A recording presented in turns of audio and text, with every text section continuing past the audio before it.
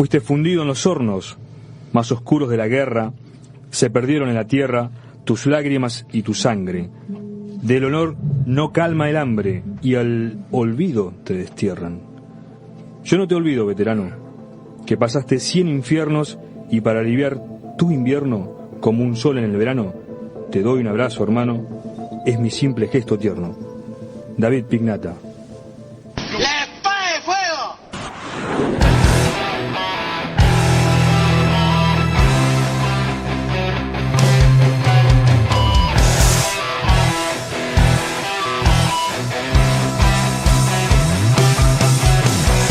A través del fuego y el terror iremos por lo nuestro y no tienes dónde esconderte.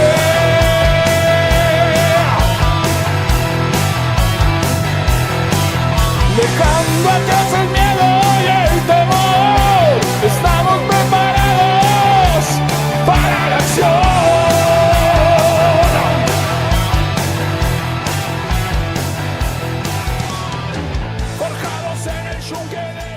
Buenas tardes, Nación Malvinera. Acá estamos en otro programa más, programa 31 de La Espada de Fuego, y nos estamos organizando porque hoy somos un montón en el estudio. Está Timoteo Lamas, el Hiperborio, Facundo Villa, Maxi Heredia, y hoy tenemos por primera vez, diría yo, por primera vez, aunque ya tuvimos a Losito Herrera, integrante de la Fuerza Aérea, pero no piloto de combate, ¿no? Primer escuadrón de las Agutardas Salvajes, de los M5 Dagger.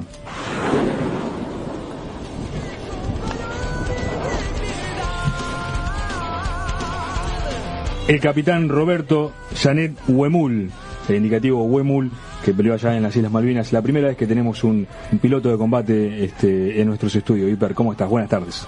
¿Qué tal? Buenas tardes. César es nuestro primer piloto y vamos a aprovechar para preguntarle ¿por qué vuela un avión? ¿Cómo? Porque vos no lo sabés por qué vuelan los aviones. Vos los ves volar, claro, planear, pero no sabes por qué. Sí, tiene toda una física, supongo. Hablando de clase de aerodinámica ahora. Sí. Ya que estamos no tenemos tanto tiempo, pero bueno. ¿Cómo anda mi amigo Timoteo Lagos Lamas? Buenas tardes, ¿cómo estás, Ansar? ¿Todo bien? Nuevamente acá en la Espada de Fuego. Sí, señor. La verdad, un honor. Una butarda salvaje. Atacando por el callejón, como dice el tema de FIT. Ahí está. Rememorando a nuestros pilotos de la Fuerza Aérea. Y bueno, con Facundo Villa acá nuevamente tratando de hacer un excelente programa. Facu Villa, ¿cómo estás? ¿Qué tal? Buenas tardes, señores. Vine a aprender un poco, nada más.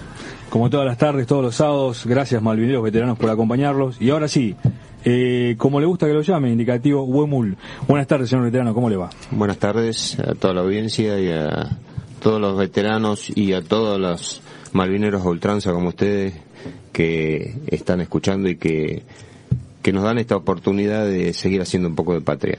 Bueno. Lo que buscamos, nos costó bastante tiempo salir a hablar de lo que nosotros habíamos vivido, en razón de que uno siguió en la vorágine de la actividad, y después de 25 años recién empezamos a juntarnos primero entre nosotros, a reconocernos nuestros propios méritos, en razón de que siempre lo que se ve es el piloto y lo que se destaca es el piloto, pero el piloto no funciona si detrás no tiene todo un mecanismo de relojería que cada uno debe funcionar y aceitadamente y adecuadamente.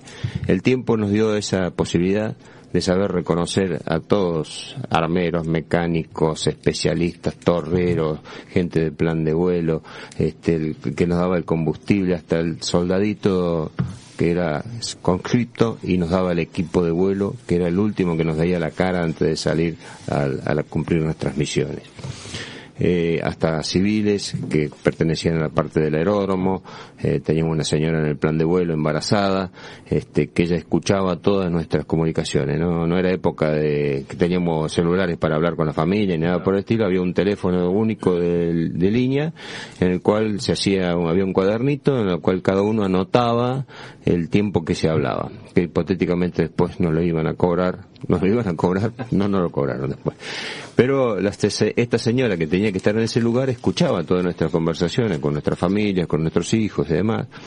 Particularmente yo no hablaba todos los días, porque el día que no hablaba era porque algo había pasado, entonces hacía aleatoriamente, hablaba 2 días seguidos, después dejaba de hablar 1, 3, bueno, así de forma tal de que no, pues cuando de la otra parte las familias que tuvieron que sostenernos, porque lo nuestro también fue superarnos en nosotros mismos, en razón de que el vuelo en sí tiene su riesgo, nosotros es un riesgo asumido, pero acá había otro riesgo importante que era el 1 de mayo nosotros tenemos nuestro primer derribo, y eso implicó que la guadaña que siempre camina por el plano la teníamos cada vez más cerca, y cada vez más cerca los guadañazos pasaban cerca. Tomando conciencia, ¿no?, ya de la guerra el 1 de mayo. Fue un toque de conciencia muy grande, porque bueno, fue Ardiles que una de las cuestiones que lamentablemente no debiera haber ocurrido, que saliera un avión solo. Nosotros estábamos con Bean en la cabecera de alerta por posible interceptación de algún ataque al continente, es decir, en ese momento no se sabía cómo venía la mano y cómo estaba la historia. Entonces, cuando se inicia el ataque a Puerto Argentino, nosotros hacemos defensa nuestra, así como teníamos artillería antiaérea que se pasó 2 meses en sus posiciones a la par nuestra, cuidándonos y viviendo en pozos directamente, que también esa fue una labor que lo hemos reconocido, porque nosotros no lo veíamos. El piloto iba de su alojamiento hacia el lugar donde teníamos nuestra oficina, donde hacíamos de operaciones, lo que sería, y de ahí de vuelta. Entonces teníamos muy limitado nuestra visión de lo que hacía el resto, y sí, teníamos el avión preparado y listo. Cuando la gente a lo mejor se pasaba toda la noche solucionando la novedad del avión. Había, digamos, un perímetro de defensa, ¿no?, para toda la base. Había un perímetro de defensa, también estaba compartido con la Armada, que también tenía parte de la defensa, y había también inclusive una pequeña batería de ejército también en la zona. Recordemos la 6ª Brigada Aérea. Nosotros éramos el primer escuadrón Dagger de la 6ª Brigada Aérea de Tandil. Y después teníamos también un radar. Nosotros tuvimos la ventaja de tener un radar el cual nos hacía el guiado inicial para nuestro rumbo hacia las islas, y después cuando nos tenía de vuelta en pantalla, todo esto más o menos a 400 kilómetros, a 200 millas, cuando estaba en pantalla nos decía, lo tengo en pantalla, y a partir de ahí nosotros nos relajábamos en razón de que el problema del aterrizaje era de ellos, no nuestro, es decir, porque nos ponía directamente en el final de la pista, bajábamos del tren y aterrizábamos. Es decir, la guerra hizo... recién antes me preguntaban cómo llegamos a la guerra. Nosotros particularmente a la guerra llegamos en un muy buen estado de adiestramiento dentro del material que teníamos, que contábamos. Obviamente había cuestiones más avanzadas, no teníamos ningún sistema de navegación autónomo. Cuando se hace la compra del Dagger, se hace una adquisición de un sistema de navegación que era integrado de navegación y tiro, es decir, autónomo. ¿Por qué? Porque uno en la guerra no puede depender de una radioayuda en tierra o algo por el estilo, o un GPS, porque GPS varían los satélites y uno va para cualquier lado. Como Estados Unidos lo usa porque los satélites son de ellos, entonces tienen la seguridad de eso, control. Y es más, cuando hay algún conflicto ponen algún satélite especial para que la precisión sea mayor.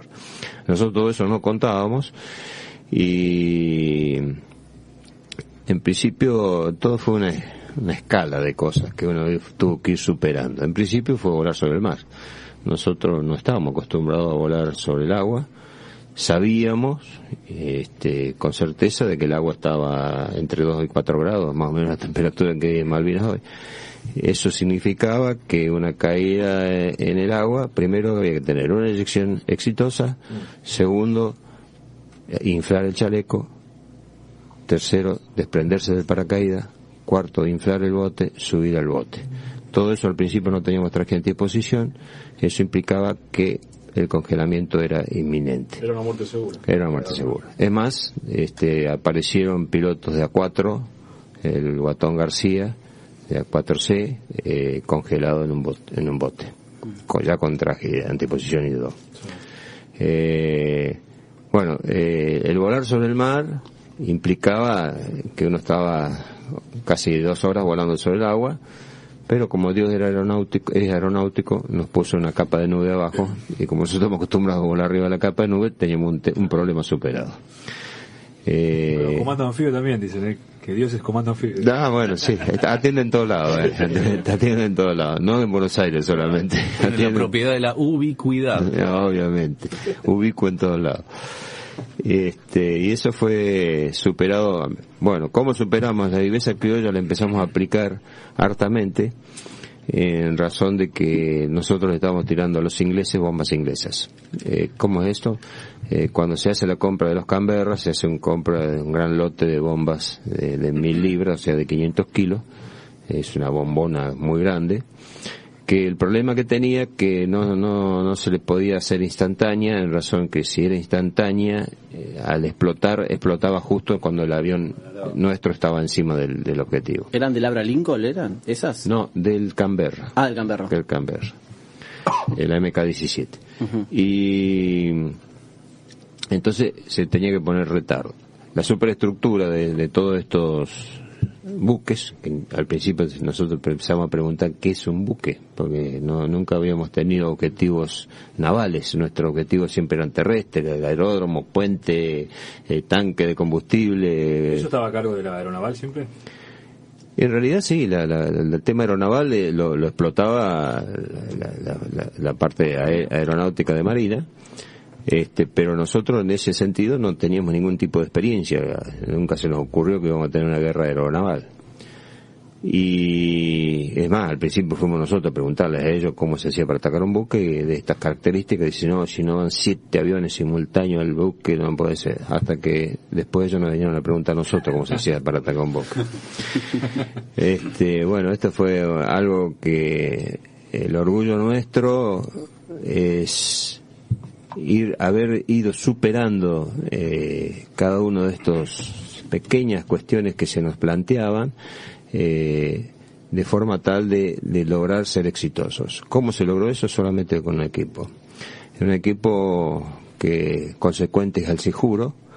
Esto me lo van a escuchar más de una vez, y todo el que está escuchando ya lo sabe porque lo digo constantemente, porque eso fue el ejemplo del superior, el ejemplo del subalterno, el ejemplo del mecánico, el ejemplo del soldadito que lo miraba con cierta devoción, nos miraba y nos atendía y demás, y la integración que hubo entre nosotros fue algo especial. Era un equipo de combate, ¿no? Era un equipo. Nosotros tenemos un amigo mecánico, ¿no? ¿De Mirage o de Lager? De Mirage. De Mirage. ¿Cómo sí, se llama? No te acordás, ¿no? Sí, bueno, ahora no me acuerdo. El bigotón. Sí, no me acuerdo. medio pelado. No, entonces otro. Este es otro. Bueno, en realidad esa conjunción se ha hecho, se hizo carne en ese momento, y bueno, después a la vuelta de la guerra, la cuestión de nosotros se fue, como lamentablemente en toda la fuerza, se fue muy mitigando. Éramos unos pocos. Particularmente a mí me agarró siendo capitán, ya cumplí 32 años en la guerra.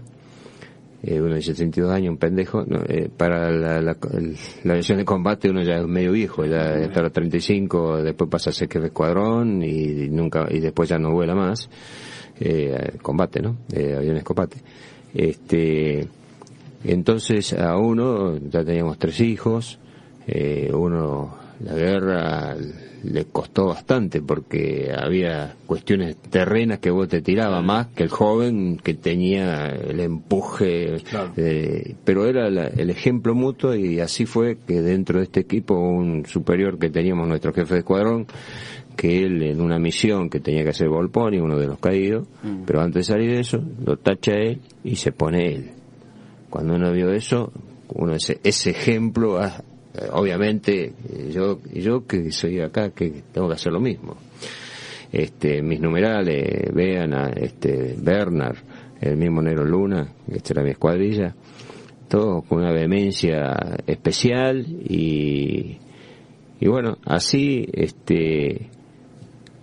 en ese nivel de superación, ¿cómo hacíamos para llegar a un punto en medio del agua cuando no teníamos ningún tipo de referencia, que lo que estábamos acostumbrados nosotros, marcaciones radioeléctricas o algo por el estilo, nada por el estilo? Entonces ahí empezó la integración con los aguiluchos laguneros, que son la gente que voló los Lear, que eran los Lear fotográficos en principio, o Lear civiles. Estaba el Lear de la Bagley, de la Malita Fortabat, de varios aviones que fueron puestos, pero siempre volados en estas cuestiones por aviadores militares.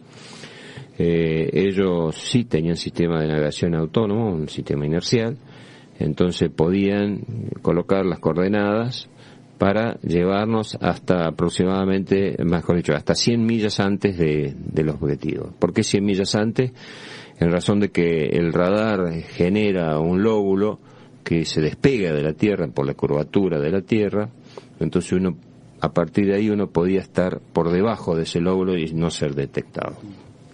Esto generó, y esto también habla de lo que es el equipo, la misión de ellos terminaba cuando a las 100 millas nos encendían las lucecitas de las punteras, porque no hablábamos en todo el vuelo. Eso significaba para nosotros iniciar el descenso. Pero tenemos una misión a la isla Bergenet, una isla que queda unas 60 millas por debajo de la isla Soledad. Nos habían mandado ahí porque decían que había un piquete radar, o sea, un buque que como con su radar hacía hacía de detección, claro. Porque gente de Neptune y de la Marina había visto algo así por esa zona. Vamos guiados por el Lear, un tipo muy especial. Cuando nos encienden las luces, rompe el silencio de radio, un gradito más a la izquierda y demás. Nos metemos ahí y bueno, ya iniciamos el descenso, empecé a ver gaviotas, eso ya significaba que había algo de tierra cerca. La isla, gracias a Dios, era una pedazo de piedra, porque si hubiéramos ido íbamos solamente con cañones, no sé qué éxito podíamos haber tenido y si lo podíamos haber seguido contando. ¿Todo esto a qué velocidad? Y la velocidad en esos momentos estábamos cerca de los 1000 kilómetros por hora. 1000 kilómetros por hora al ras del agua. Uh-huh. En descenso sí. En descenso.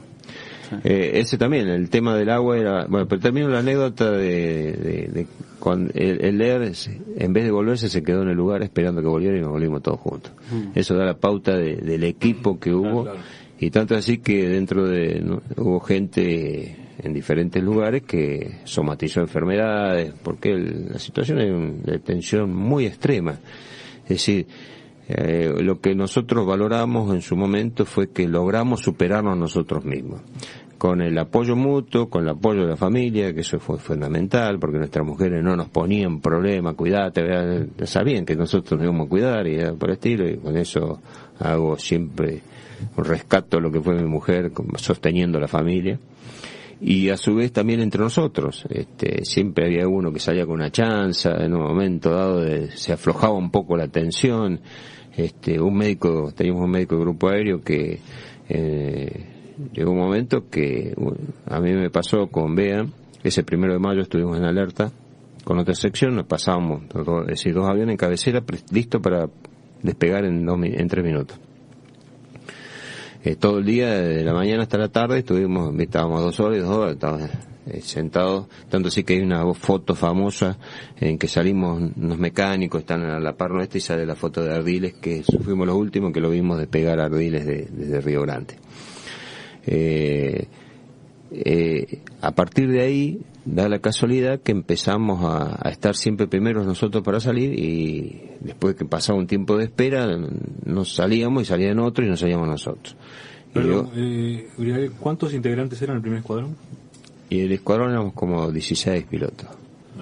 Se iban turnando ahí para las misiones, ¿no? Sí, no, en general eran 2 secciones y bueno, salíamos, se ordenaban para que saliéramos en forma ordenada, quien le tocaba y salía a cumplir las misiones diferentes. Algunos salían a hacer, por ejemplo, a un Neptune lo estaban siguiendo los Harry, entonces salían para correrlos y demás, es decir, después había misiones ya, al principio, los primeros días no se sabía qué pasaba, porque no se conocía la posición de la flota y nada por el estilo. El 1 de mayo hubo varias salidas que se encontraron con Harrier, pero todavía no tenían el Sidewinder 9L los ingleses, entonces ellos iban hacia el lugar de su combate, que era abajo, y nosotros nos quedábamos arriba porque la diferencia de performance eran bastante complicadas para nosotros, y más con un misil después como el que tuvieron. en razón de que ellos tenían la posibilidad de inclusive de quedarse ahí en cualquier isla, y nosotros, si bien habíamos pensado, y hasta el 1 de mayo lo pensábamos, que ante alguna eventualidad aterrizar en Malvinas, después cuando lo bajan a García Cuerva, la propia tropa, en razón de que lo habían atacado, es comprensible que le hayan tirado, en razón de que ven que todo el día te están tirando bombas de todo color y de golpe y porrazo ven un triangulito igualito que lo que te están tirando y tiran. El fuego no lo pudieron detener, y es más, él dijo antes de morir, me están tirando.